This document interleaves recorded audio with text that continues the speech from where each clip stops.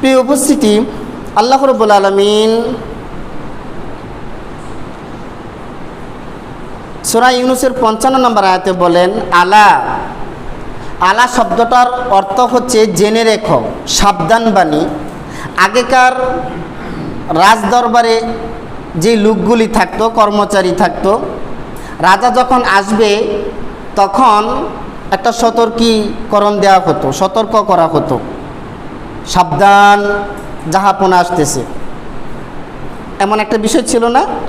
তো আল্লাহ রাব্বুল আলামিন এমন একটা সতর্ক বাণী দিচ্ছে পৃথিবীবাসীকে, আলা, হে পৃথিবীবাসী, তোমরা জেনে রাখো, ইন্না লিল্লাহি মা ফিস সামাওয়াতি ওয়াল আরদ, নিশ্চয়ই আল্লাহ রাব্বুল আলামিন অনেকগুলো আকাশের মালিক, অনেকগুলো জমিনের মালিক। একটি আর দুটি নয়, বহু আকাশের মালিক, বহু জমিনের মালিক। আলা, আবারও তোমরা জেনে রাখো, ইন্না ওয়াদাল্লাহি হক, নিশ্চয়ই আল্লাহ রাব্বুল আলামিনের ওয়াদা হক, সত্য। পৃথিবীর মানুষের ওয়াদা ঘন্টায় ঘন্টায় নড়চড় হতে পারে, আজ ওয়াদা দিয়েছে, কাল ওয়াদা রক্ষার কোনো খবর নাই। কিন্তু পৃথিবীবাসীকে এমনভাবে আল্লাহ রাব্বুল আলামিন কথাটা বলছেন, জোর দিয়ে কথাটা বলছেন, ইন্না ওয়াদাল্লাহি হক, নিশ্চয়ই আল্লাহ রাব্বুল আলামিনের ওয়াদাটা সত্য। ওয়ালাকিন্না আকসারাকুম লা ইয়ালামুন, কিন্তু আফসোসের বিষয় হচ্ছে পৃথিবীর অধিকাংশ মানুষই এই কথাটা জানে না। এরপর আল্লাহ রাব্বুল আলামিন বলেন 56 নম্বর আয়াতে, হুয়া ইহুয়ি ওয়া ইউমিতু ওয়া ইলাইহি তুরজাউন। হুয়া ইহুয়ি, তিনি জীবন দেন, ওয়া ইউমিত, তিনি মৃত্যু ঘটান, ওয়া ইলাইহি তুরজাউন, অবশেষে পৃথিবীর সকল প্রাণীকে ওনারই কাছে চলে যেতে হবে, তারই কাছে ফিরে যেতে হবে। এই কথাগুলি বলার পরে আল্লাহ রাব্বুল আলামিন যে কথাটা বলতে চাচ্ছেন জগৎবাসীকে, এটা হচ্ছে মুখ্য বিষয়। ইয়া আইয়ুহান নাস, হে পৃথিবীর মানব সম্প্রদায়, হে পৃথিবীর মানব গোষ্ঠী, কদ জাআতকুম, নিশ্চয়ই তোমাদের কাছে এসেছে মাউইজাহ, উপদেশ, অ্যাডভাইস। কার কাছ থেকে এসেছে? মির রব্বিকুম, তোমাদের রবের কাছ থেকে এসেছে। তাহলে আল্লাহর কাছ থেকে এসেছে মাউইজা, উপদেশ। আর কি এসেছে? ওয়া শিফাউল লিমা ফিস সুদূর, তোমাদের বুকে যেই রোগ রয়েছে, তোমাদের অন্তরে যেই রোগ রয়েছে, সেই রোগের আরোগ্য এসেছে পৃথিবীর বুকে। ওয়া হুদাউ, এসেছে পথ নির্দেশিকা, হেদায়েত। ওয়া রহমা, এসেছে করুণা, দয়া। লিল মুমিনিন, মুমিনদের জন্য। মুমিনদের জন্য হচ্ছে রোগ মুক্তির কারণ হচ্ছে কোরআন, রোগ মুক্তির মাধ্যম হচ্ছে কোরআন, সঠিক পথে চলার মাধ্যম হচ্ছে কোরআন, এবং মুমিনরা রহমত পাওয়ার মাধ্যম হচ্ছে কোরআন। এই মাউইজা বলতে এই কোরআনকে বোঝানো হয়েছে, উপদেশ এসেছে, আর কোরআনের পাতাই রয়েছে উপদেশ। এবার আল্লাহ রাব্বুল আলামিন বলেন, যেহেতু এটা রোগ মুক্তির পথ্য, মাধ্যম, যেহেতু এটা সুন্দরভাবে জীবন গঠনের মাধ্যম, যেহেতু এটা মানুষের জন্য রহমত, বড় কিছু, তাহলে মানুষের করণীয় কি হবে? নবী আপনি বলে দিন, আপনি বলুন, বিফাদুলিল্লাহি ওয়া বিরহমাতিহি, আল্লাহর রহমত এসেছে, বিফাদুলিল্লাহ, এই কোরআনটা যে আল্লাহ মানব জাতিকে দিয়েছে, এটা আল্লাহর পক্ষ থেকে বড় ধরনের রহমত। ফাবিজালিকা ফালইফরাহু, সুতরাং তোমরা এই রহমতটা পেয়ে কি করো? আনন্দ করো। তার মানে শুকরগুজার হও, কৃতজ্ঞতা পেশ করো। আমি আপনাকে বড় ধরনের একটা উপকার করলে আপনি যেমন বলেন, ভাই আপনি মনে রাখার মতো একটা কাজ করেছেন, ভাই আমি কোনো দিন বলবো না, এই দুর্দিনে আমার পাশে দাঁড়িয়েছেন, ভাই কি বলে যে আপনার প্রশংসা করি, কৃতজ্ঞতা পেশ করি, এইটা আমার জানা নেই, এই সেই অনেক কিছু আমরা বলে থাকি। তো আল্লাহ রাব্বুল আলামিন এই যে দিয়েছেন কোরআনটা, রহমতটা, হুদাটা, এই জন্য আল্লাহ বলছে এই কোরআনটা পেয়ে তোমরা কি করো? আনন্দিত হও, দুঃখিত হইও না। বড় কিছু পেলে যেমন আমরা আনন্দিত হই, এই পৃথিবীতে যত সম্পদ রয়েছে সব সম্পদের সেরা সম্পদ হচ্ছে আল্লাহর কালাম। আল্লাহর কালাম, এটা আল্লাহ বলে দিচ্ছে, হুয়া খয়রুম, হুয়া খয়র, এটা সব থেকে খয়ির উত্তম, মিম্মা ইয়াজমাউন, ইয়াজমাউন মানে জমা করা।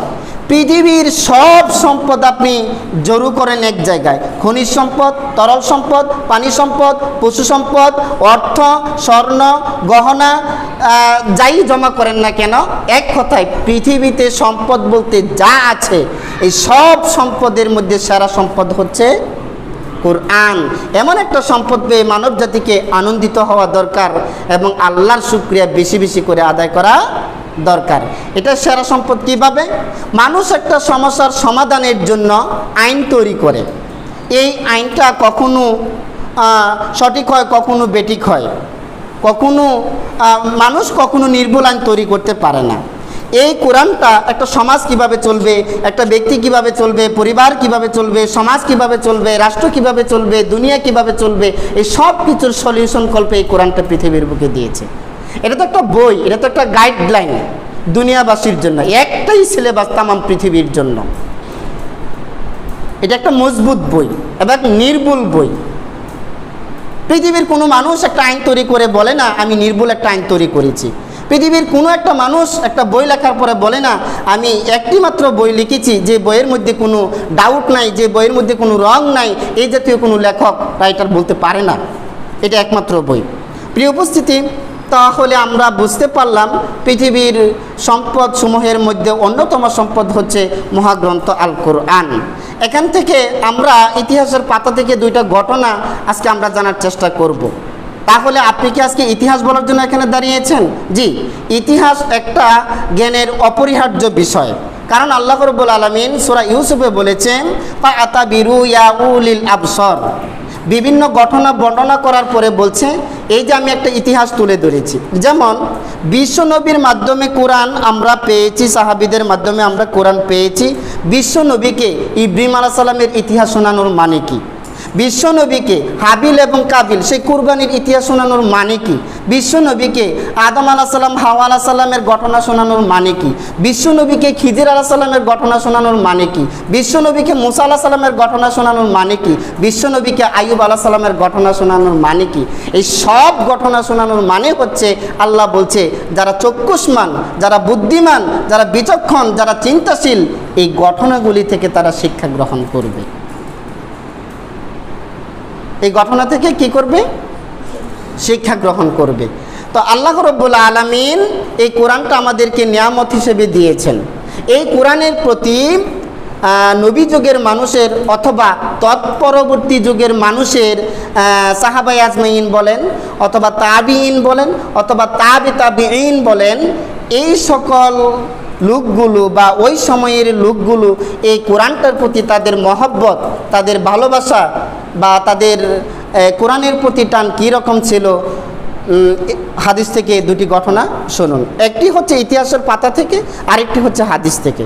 হাদিস থেকে যে ঘটনাটি পাওয়া গেল, একজন সাহাবীর নাম হচ্ছে আব্দুল্লাহ জুল বাজাদাইন। ওই আব্দুল্লাহর ইসলাম গ্রহণের আগের নাম ছিল আব্দুল উজ্জা। উজ্জা একটা মূর্তির নাম। উজ্জা, হুবল, সরস্বতী, ভগবতী বড় বড় মূর্তি ছিল কাবার ভিতরে। যখন ইসলাম ধর্মে আসে নাই সেই সময় তিনি উজ্জা নামক মূর্তির পূজা করত, উপাসনা করত।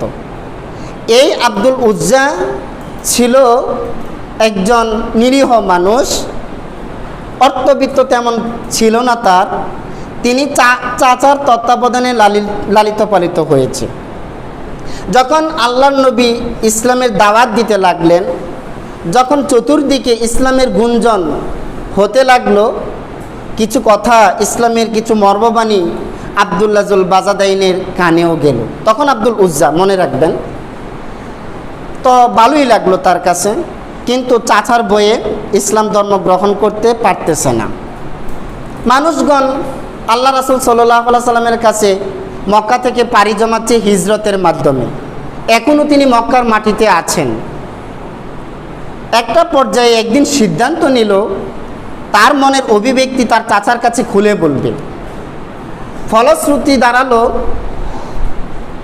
ওই ভাতিজা চাচার কাছে গিয়ে বলল, চাচা যান, আমার কিছু কথা ছিল আপনার সাথে। ভাতিজা বলতে পারো।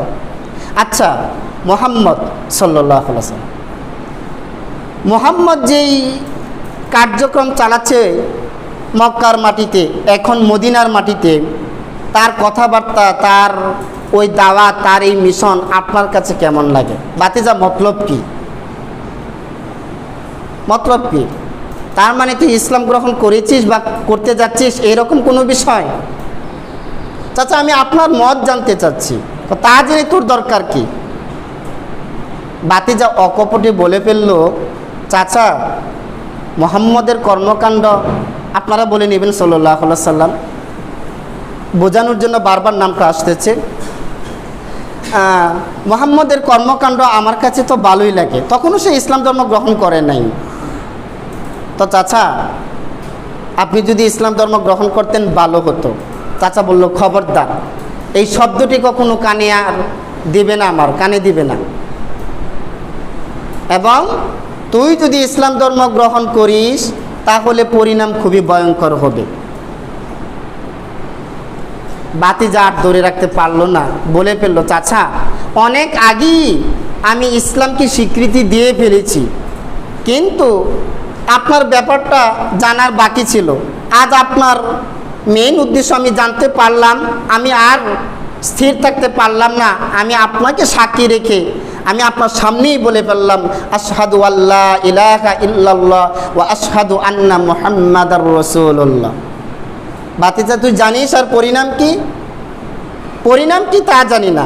পরিণাম হচ্ছে তোকে যত সম্পদ দেওয়া হয়েছে এই সব সম্পদ তোর কাছ থেকে নিয়ে নেওয়া হবে, এটা আমার সম্পদ, আসলে তার সম্পদ। আচ্ছা ঠিক আছে, নিয়ে নেন। এই কথাই চলবে না, তোর পরনে যে কাপড় আছে সেই কাপড়টাও আমাকে খুলে দিতে হবে। আচ্ছা ঠিক আছে। শেষ পর্যন্ত এই নরাদম বাতিজার শরীরের কাপড়গুলিও খুলে ফেলল। একটা যুবক বয়সের একটা যুবকের কাপড় যদি খুলে ফেলা হয় অবস্থা কি হয় আপনি চিন্তা করেন। এই আব্দুল্লাহ জুল বাজাদাইন মায়ের কাছে গেল। যাওয়ার পরে মা যখন এই বিবর্ষ চেহারা দেখলো সন্তানের, তখন মা তার হাত দুটি দিয়ে তার মুখ ডেকে নিলেন, বললেন, বাবা তোর এই অবস্থা, মা ইসলাম গ্রহণের ফল হচ্ছে এই, তো আমার কি করণীয়? ঘরে যদি কোনো কাপড় থাকে তাহলে আপনি আমাকে একটু কাপড় দিতে পারেন, আমি বিশ্বনবীর কাছে চলে যাব। মা যেভাবেই হোক এক টুকরা কাপড়ের ব্যবস্থা করলেন। তৎকালীন কাপড়ের অভাব ছিল। কত সাহাবি মানে এক কাফনে 2-3 জন সাহাবিও কবরে দাফন করা হয়েছে। মুসআব ইবনে উমাইর একজন সাহাবি ছিল, তার মাথা ডাকলে পা ডাকে না, পা ডাকলে মাথা ডাকে না। একটা পর্যায়ে পায়ের অংশ ইসখির নামক গাছ দিয়ে দাফন করা হয়েছে। এটাকে গণকবরও বলা হয়। যদি জায়গা সংকীর্ণ থাকে তাহলে একই কবরে 2-1 জনকেও দাফন করা যায়। মর্যাদার দিক থেকে যিনি এগিয়ে থাকবেন তাকে আগে কবরে নামানো হবে। এগুলি অনেক ব্যাপার স্যাপার আছে, মাসালা। যাই হোক, তো এই চাদরটাকে 2 টুকরো করে, 1 টুকরো লজ্জাস্থানে দিলেন আর 1 টুকরো গায়ে দিলেন। এই বাজাদাইন শব্দের অর্থ হচ্ছে 2 টুকরাওয়ালা, মানে কাপড়ের 2টা টুকরো। আল্লাহ রাসূল সাল্লাল্লাহু আলাইহি সাল্লাম তাকে নাম দিলেন এই নামটা। বিশ্বনবীর দরবারে গিয়ে হাজির হলো। রাসূল সাল্লাল্লাহু আলাইহি সাল্লাম সাহাবীদেরকে নিয়ে মসজিদে নববীতে বসা, অমনি সময় দরজা দিয়ে আব্দুল্লাহ জুল বাজাদাইন ঢুকলো। হ্যাঁ, তোমার এই অবস্থা। তখন ইসলাম গ্রহণের কাহিনী আল্লাহ রাসূলকে শোনানো হলো। কিছুদিন পরে তাবুক যুদ্ধের ডাক আসবে। ওই যুদ্ধে বিভিন্ন জন বিভিন্ন রকম সাহায্য সহযোগিতা করতেছে। আপনারা জানেন তাবুকের ইতিহাসে আবু বকর, ওমর, উসমান, আলী রাদিয়াল্লাহু তাআলা আনহুম আজমাইন তাদের ত্যাগের মহিমা কতটুকু আপনারা জানেন। তো আব্দুল্লাহ জুল বাজাদাইন ওনার দেওয়ার মতো কিছু নাই, আল্লাহ রাসূল সাল্লাল্লাহু আলাইহি সাল্লামের কাছে গিয়ে মিনতি জানালো, ইয়া রাসূলুল্লাহ, তাবুকের যুদ্ধে তো অনেকেই অনেক কিছু দিচ্ছে, আমার তো কিছু নাই দেওয়ার মতো, তবে আপনি আমার জন্য দোয়া করুন, আমি যেন তাবুকের প্রান্তরে আমার জীবনটা আল্লাহকে দিতে পারি, আল্লাহ রাসূল সাল্লাল্লাহু আলাইহি সাল্লাম দোয়া করলেন, আল্লাহ আব্দুল্লাহর রক্ত তুমি কাফেরদের জন্য হারাম করে দাও। তার মানে কাফেররা আব্দুল্লাহর রক্ত প্রবাহিত করতে পারবে না, তার মানে ওই যুদ্ধে তিনি শহীদ হবে না। আব্দুল্লাহ জুল বাজাদাইন বলল ইয়া রাসূলুল্লাহ, আমি চাইলাম কি আর হলো কি? আমি চেয়েছিলাম জীবনটা দিয়ে দেওয়ার জন্য, আর আপনি দোয়া করলেন উল্টা। যাই হোক, তাবুকের যুদ্ধে গেল, অন্যান্য সাহাবীগণ শাহাদাত বরণ করেছে, উনি আর শাহাদাত বরণ করেনি। উনি যুদ্ধের ময়দান থেকে ফিরে এসেছে। ফিরে আসার পরে ওনার মারাত্মক জ্বর হয়েছে। এই জ্বরে উনি আর ভালো হতে পারেনি। দিন যাচ্ছে, জুড়ে জুড়ে কোরআন তেলাওয়াত করছে। কোরআনের প্রতি তার আকর্ষণ দিন দিন ক্রমান্বয়ে বাড়তেই আছে। সাহাবীরা অবজেকশন করলো বিশ্বনবীর দরবারে, ইয়া রাসূলুল্লাহ, আব্দুল্লাহ জুল বাজাদাইন সে তো উচ্চ সুরে কোরআন তেলাওয়াত করে, আমাদের ডিস্টার্ব হয়। রাসূল সাল্লাল্লাহু আলাইহি ওয়াসাল্লাম সাহাবীদেরকে বললেন, তাকে প্রাণ ভরে কোরআন তেলাওয়াত করতে দাও। এই কোরআন পাওয়ার জন্য, ইসলামকে পাওয়ার জন্য তাকে অনেক ত্যাগ স্বীকার করতে হয়েছে। যাবতীয় সম্পদগুলি ছেড়ে দিয়ে এমনকি পরনের কাপড়টাও দিতে হয়েছে চাচার কাছে। সুতরাং তার ব্যাপারে অবজেকশন করিও না। আমি বোঝাতে চাচ্ছিলাম, এই কোরআনটা যে বিশ্বের সম্পদ, এই সম্পদটাকে তৎকালীন সময়ের মানুষগুলি গ্রহণ করেছে কিভাবে, এখান থেকে আমি এসেছিলাম। যা হোক, তো উনি কোরআন পড়তো, কাঁদতো, পানি ঝরতো চোখ থেকে। ওই তাবুকের ময়দান থেকে ফিরে আসার পরে যে জ্বর হয়েছে, যে রোগ হয়েছে, এই রোগ আর ভালো হয়নি। উনি কিছুদিন পরে ইন্তেকাল করেছেন। ইন্না লিল্লাহি ওয়া ইন্না ইলাইহি রাজিউন। রাসূল সাল্লাল্লাহু আলাইহি সাল্লাম গোসলের ব্যবস্থা করলেন, কাফনের ব্যবস্থা করলেন। দাফন যে সময় করা হবে, ওনাকে রাত্রিতে দাফন করা হয়েছে। দুইজন সাহাবী বাতি ধরে রেখেছে কবরের উপরে, এবং দুইজন সাহাবী কবরে নেমেছে। আল্লাহ রাসূল সাল্লাল্লাহু আলাইহি সাল্লাম যখন আব্দুল্লাহ জুল বাজাদাইনকে কবরের ভিতরে রাখা হচ্ছে, ঠিক ওই মুহূর্তে আল্লাহর কাছে বললেন, ইয়া আল্লাহ, আজকের সন্ধ্যা পর্যন্ত আব্দুল্লাহর প্রতি আমি সন্তুষ্ট ছিলাম, মাবুদ তুমি তার উপর সন্তুষ্ট থাকো। এই সাহাবীদের ভিতর থেকে একজন সাহাবী বলে উঠলো, ইয়া রাব্বাল আলামিন, আজকে যদি এই কবরে আব্দুল্লাহ না হয়ে যদি আমি হতাম, আমার জীবনটা ধন্য হয়ে যেত। এখান থেকে একটা বিষয় শিক্ষণীয়, সেটা হচ্ছে এই যে স্বেচ্ছায় জীবন দেওয়া, ইতিহাসের পাতাগুলি ঘেঁটে দেখবেন, এবং হাদিসের বঙ্গানুবাদ করা আছে সবগুলি হাদিসের, এইগুলি বাসায় রাখবেন, এবং মাঝে মধ্যে হাদিসগুলো অর্থ সহকারে পড়ার চেষ্টা করবেন। আর না হলে আমাদের চোখে দুলি দিতে পারে। আমাদের চোখে দুলি দেওয়ার জন্য পৃথিবীতে বহু গ্রুপ তৈরি হয়েছে। হকপন্থী দলকে দাবিয়ে দেওয়ার জন্য পৃথিবীতে বহু শাখা প্রশাখা গজিয়েছে। প্রিয় উপস্থিতি, এই যে স্বেচ্ছায় জীবন দেওয়া, সাহাবীদের জীবন দেওয়া, এবং যুদ্ধের ময়দানে যাওয়ার জন্য তারা পাগলপাড়া থাকতো। তো আজকের সময়ে যদি এইরকম স্বেচ্ছায় জীবন দেওয়ার লোক তৈরি হতো, তাহলে এই পৃথিবীতে মুসলমানরা এই পৃথিবীটা শাসন করতে পারত। যেহেতু ইহুদিরা আমাদের শত্রু, খ্রিস্টানরা আমাদের শত্রু, এবং মুশরিকরা আমাদের শত্রুরা কোনোদিন আরেকটা শত্রুর কল্যাণ চায় না। তাদের দৃষ্টিতে আমরা শত্রু, সুতরাং তারা আমাদের কল্যাণ চাইবে না। আপনারা গভীরভাবে চিন্তা করবেন, পৃথিবীটা চালাচ্ছে কারা, তাদের চালানোটা সঠিক হচ্ছে কিনা। যদি সঠিক না হয়, আপনি এখানে খাবেন, ঘুমাবেন, আনন্দ করবেন, ফুর্তি করতে পারেন, তবে জবাব দিতে হবে আল্লাহর দরবারে। কেন? ইন্নী জাইলুন ফিল আরদি খলিফা, আমি তোদেরকে জমিনের প্রতিনিধি হিসেবে প্রেরণ করেছি। তোদের দায়িত্ব হলো কোরআনকে ভালোভাবে রিয়েলাইজ করা।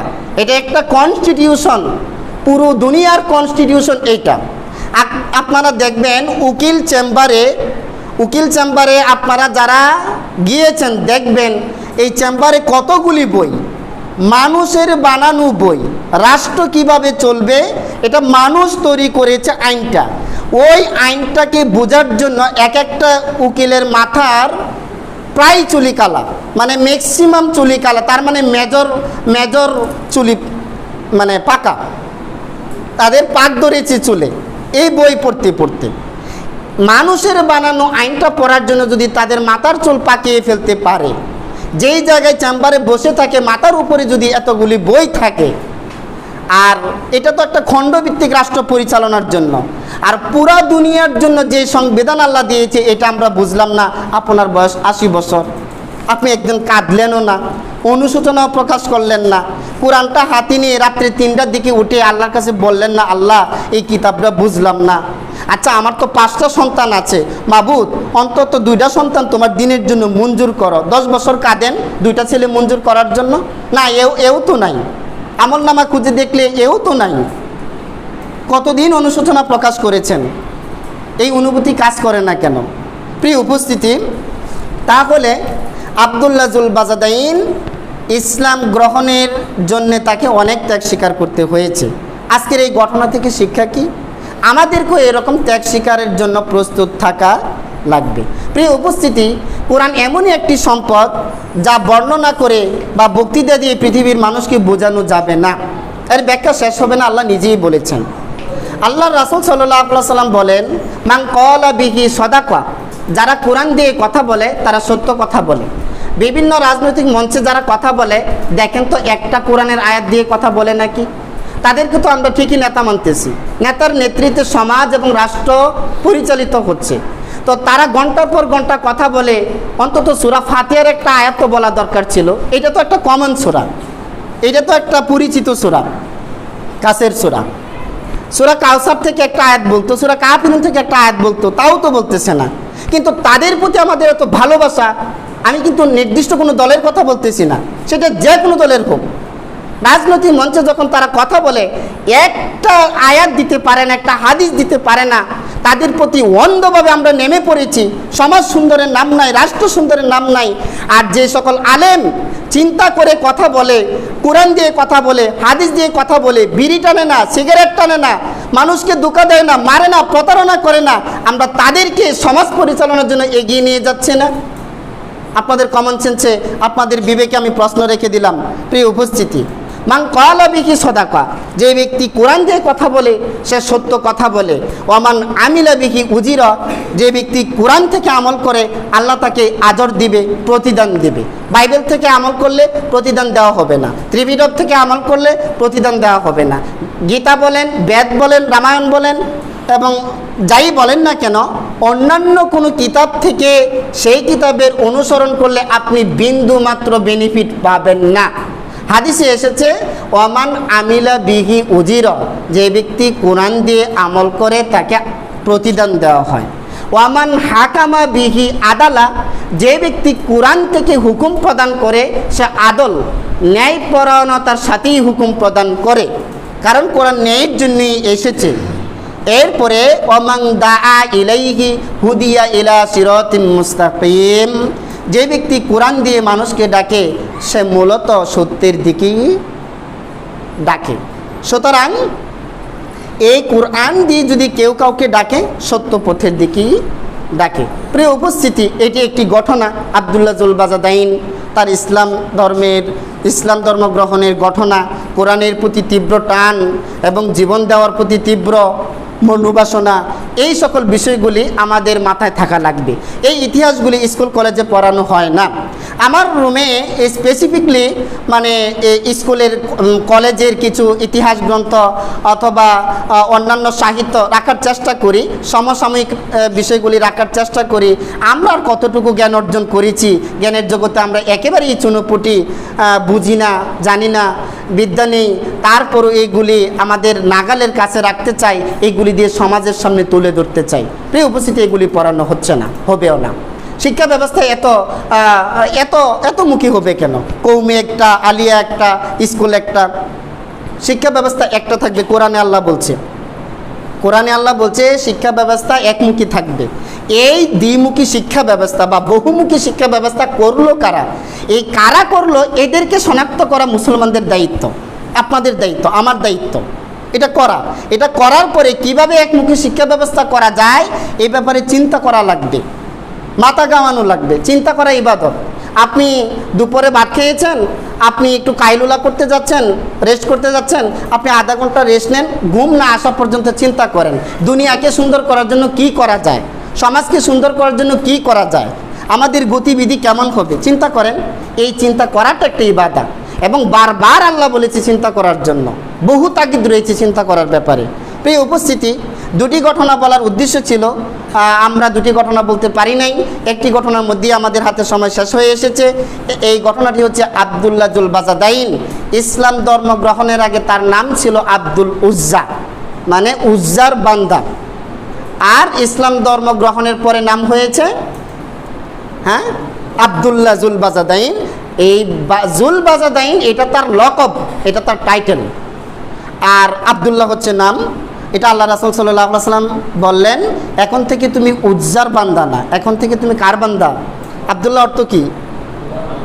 আল্লাহর বান্দা। তো প্রিয় উপস্থিতি, আমরা ঘটনাটি মনে রাখার চেষ্টা করব। যেহেতু পৃথিবীর সময়সীমা একেবারেই ফুরিয়ে আসছে, আমরা যতই আনন্দে দিন পার করছি, হাসছি, আমরা রাত্র কাটাচ্ছি, দিন কাটাচ্ছি, হঠাৎ একটা সময় দেখবেন পৃথিবীর এলোমেলো অবস্থা, তখন সিদ্ধান্ত নিতে পারবেন না, তখন দৌড়ের উপরে থাকা লাগবে। বালিশে যে মাথা লাগিয়ে চিন্তা করবেন এই সুযোগটুকু পাবেন না, এই অবস্থা সামনে আসতেছে। এখনই চোখে ঘুম হয় না। চলমান বিশ্ব পরিস্থিতি দেখে কি অনুভব হয় না আগামী 1 বছর, 2 বছর বা 3 বছর বা 5 বছর, আচ্ছা সর্বোচ্চ 10 বছর আমাদের বিবি, মেয়ে, বাল, বাচ্চা, বাতিজা তাদেরকে নিয়ে আগামী 10 বছরের অবস্থাটা কি হতে যাচ্ছে, আমাদের কি করা দরকার, আমাদের কেমন হওয়া দরকার, বা পরকালের জন্য কতটুকু রেডি হওয়া দরকার, এগুলি ভাবা দরকার। আমি আজকে আবেদন রাখবো, আপনারা ভাববেন, চিন্তা করবেন। বাবাটা চিন্তা করাটা স্বতন্ত্র ইবাদত এবং এতে আমরা অনেক ফায়দা পাবো। আল্লাহ রাব্বুল আলামিন ওই সূরা ইউনুস থেকে যে আয়াতগুলি আপনাদের সামনে তুলে ধরলাম, এই আয়াতগুলি বোঝার, আমল করার তৌফিক দান করুক বলে আমিন। হাদিসে এসেছে এই কোরআন বোঝার জন্য আমাদেরকে আল্লাহর কাছে দোয়া করা উচিত। আল্লাহুম্মার জুকনা ফাহমান নাবিয়িন, হে আল্লাহ, নবীগণ যেভাবে ইসলামটাকে বুঝেছে আমাদেরকে সেভাবে বোঝার তৌফিক দাও। আল্লাহুম্মার জুকনা ফাহমান নাবিয়িন ওয়া হিফজুল মুরসালিন, মুরসালিনদের যে স্মৃতিশক্তি ছিল আল্লাহ তুমি আমাদেরকে সেই স্মৃতিশক্তি দান করো। ওয়াল হামাল মুস্তাহিদিন, মুস্তাহিদরা যেভাবে ইসলামটা রিয়েলাইজ করেছে সেইভাবে রিয়েলাইজ করার তৌফিক দাও।